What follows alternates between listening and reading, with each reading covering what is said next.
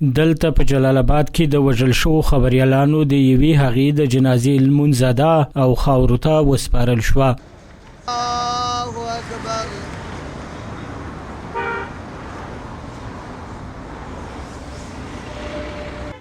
خو د کورنۍ غړي د حکومت څخه د قاتلینو د نیولو غوښتنه کوي. هغه شهید زما ورېره ده او د خدای راکړی او خدای رانه واخیستل او نور به څه ووایم، د چا نه ګیله نه کوو ځکه چې دې غوندې ډېر ځوانان په دې لاره کې لاړل. خو زما فقط غوښتنه دا ده د افغانستان د ټولو خلکو نه چې خپل دوست و دښمن وپېژني، زموږ دا تاریخي دښمن دا 40 کلن دښمن وپېژني، دا ISI وپېژني او چې زموږ په وطن څه لوبې وکړي او روانې کړي دي.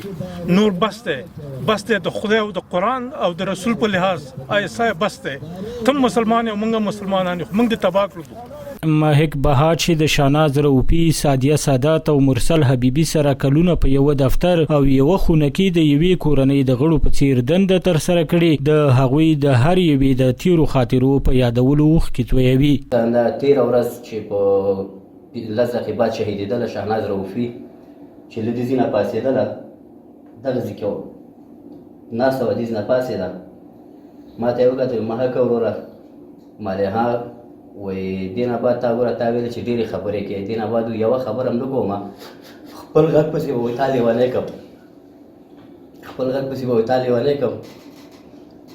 او رښتیا هم موږ څه خبر چې لس دقیقې بعد یې غږ پسې لیوني کړو، هغه دی اوس ټول عمر لپاره یې غږ نه شو اورېدلی. همداسې وشول، همداسې هر یوې سادیه بېچاره د کور لپاره یوه مړۍ ډوډۍ وړله.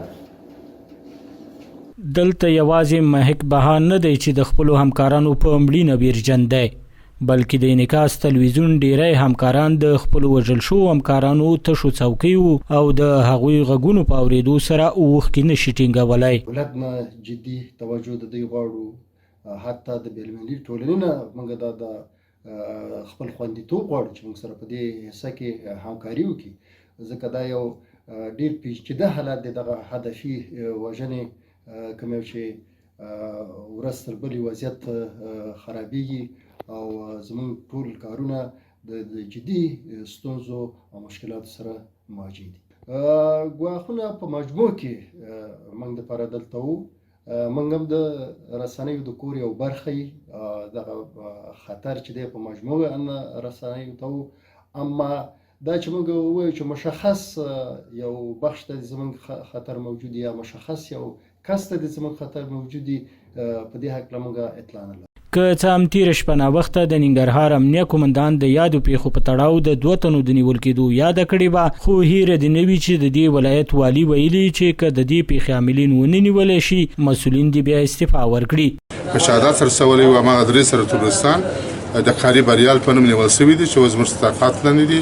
همدا اوس چې کوم زموږ خور یې په شهادت رسولې ده، دا زرګرۍ چوک ته نږدې، البته همدغه تورست هم د یو رکشې سره بالفعل همدا اوس نیول شوی دی او د ده سره انشاءالله پلټنې جریان لري. زه امیدواره دې ته یم چې موږ وتوانېږو په ژر وخت کې د ننګرهار حالت کنټرول کړو. د ننګرهار والي نن سهار د امنیتي ارګانونو مسؤلینو سره بیړنۍ ناسته وکړه. په دې ناسته کې جدي سپارښتنه ورته وکړه تر څو د تېره ورځې پیښو عاملین ژر تر ژره ونیسي، څېړنې ته یې وکړي او د قانون منګولو ته یې وسپاري.